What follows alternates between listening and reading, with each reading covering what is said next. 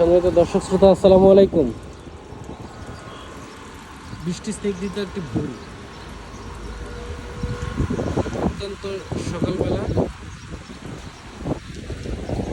এইমাত্র বৃষ্টি বন্ধ হয়েছে। রাত্রে বৃষ্টি হয়েছে, এইমাত্র বৃষ্টি বন্ধ হলো এবং বৃষ্টির পানি এখনো সব জায়গায় লেগে আছে।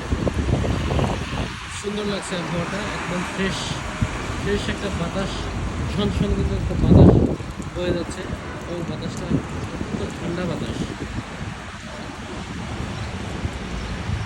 প্রকৃতি অনেক ভেজা, বৃষ্টি স্নিগ্ধ একটা প্রকৃতি, প্রকৃতিটা অনেক ভালো লাগছে। আমি বাসার ছাদের থেকে এই মুহূর্তে ভিডিও করলাম আপনাদের উদ্দেশ্য করে, যাতে আপনারা দেখতে পারেন।